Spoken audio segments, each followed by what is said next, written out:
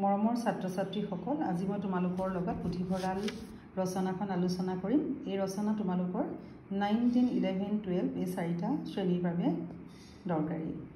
পুথিভঁৰাল আৰম্ভণি। গ্ৰন্থৰ আকাৰে লিখিত জ্ঞান ভাণ্ডাৰ সংৰক্ষণ আৰু বিতৰণৰ প্ৰয়াসতে স্থাপন হ'ল পুথিভঁৰাল। পুথিভঁৰালৰ গ্ৰন্থসমূহ সুশৃংখল আৰু সুৰক্ষিত হৈ থাকে। ইয়াৰ সহায়ত আমি অতীজৰ মনীষীসকলে লিখি থৈ যোৱা মহৎ গ্ৰন্থসমূহৰ লগত পৰিচিত হোৱাৰ লগতে সমসাময়িক লিখকসকলৰ চিন্তাধাৰাৰ কাম ছপাৰ সুযোগ লাভ কৰিব পাৰোঁ। পুথিভঁৰালৰ ইতিহাস। প্ৰথমতে ক'ত পুথিভঁৰালৰ জন্ম হৈছিলে কোৱা টান যদিও মানুহে বৰ্ণমালা আৱিষ্কাৰ কৰি গছৰ ছাল সাঁচিপাত আদিত জ্ঞান লিপিবদ্ধ কৰি সেইবোৰ ভৱিষ্যতৰ বাবে সংৰক্ষণ কৰিবলৈ ধৰাৰ লগে লগে পুথিভঁৰালৰ জন্ম হয় বুলি ক'ব পাৰি। কাকত আৰু ছপাশাল আৱিষ্কাৰ হোৱাৰ পাছত পুথিভঁৰালৰ উন্নয়ন আৰু ব্যৱহাৰৰ দ্ৰুতগতিত হ'বলৈ ধৰে। খ্ৰীষ্টীয় প্ৰথম শতিকাৰ ৰোম-নগৰীত প্ৰথম পুথিভঁৰালৰ স্থাপন হয় বুলি ইতিহাসে কয়। শ্ৰেণী বিভাজন। পুথিভঁৰাল কেইবা শ্ৰেণীৰো আছে, যেনে ৰাজহুৱা পুথিভঁৰাল, ব্যক্তিগত পুথিভঁৰাল, বিদ্যালয় আৰু আদি অনুষ্ঠানৰ পুথিভঁৰাল। ৰাজহুৱা পুথিভঁৰাল ৰাইজৰ দান বৰঙণিৰ দ্বাৰা স্থাপন কৰা হয় যদিও চৰকাৰৰ সহায় সহযোগ থাকে। এই পুথিভঁৰালৰ সুবিধা সকলোৱে ল'ব পাৰে। বহুতো জ্ঞানপিপাসু আৰু অনুসন্ধিৎসু ব্যক্তিয়ে নিজৰ জ্ঞান পৰিসৰ বৃদ্ধি আৰু বিভিন্ন সুবিধাৰ বাবে নিজাকৈ পুথিভঁৰাল প্ৰতিষ্ঠা কৰে। তেনে পুথিভঁৰাল হৈছে ব্যক্তিগত পুথিভঁৰাল। আন এক পুথিভঁৰাল হৈছে বিদ্যালয় পুথিভঁৰাল। এই পুথিভঁৰালে বিদ্যালয়ৰ পুঁজিৰে প্ৰতিষ্ঠিত হয় আৰু বিদ্যালয়ৰ দ্বাৰা পৰিচালিত হয়। এই পুথিভঁৰালৰ সুবিধা ছাত্ৰ-ছাত্ৰী আৰু শিক্ষক-শিক্ষয়িত্ৰী উভয়ে গ্ৰহণ কৰিব পাৰে।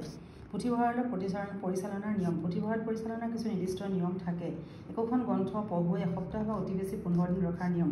তাৰ পিছত ঘূৰাই দি পুনৰ নতুন গ্ৰন্থ নিব পাৰে। গ্ৰন্থ হেৰুৱালে বা নষ্ট কৰিলে মূল্য আদায় দিব লাগে।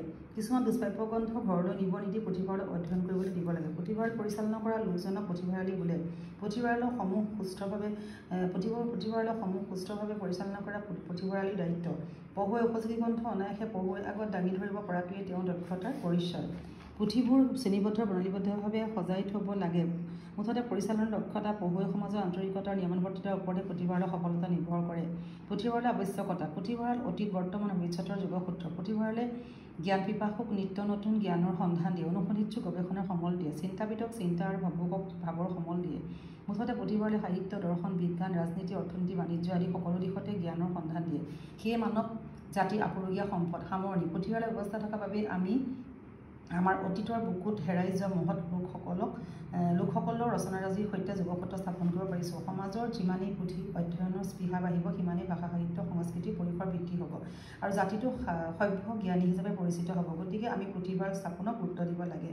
মৰমৰ ছাত্ৰ-ছাত্ৰীসকল, তোমালোকে এই ৰচনাখন অতি গুৰুত্বপূৰ্ণ আৰু ভালকৈ তোমালোকে পঢ়ি এতিয়া মুখস্থ কৰি থ'বা।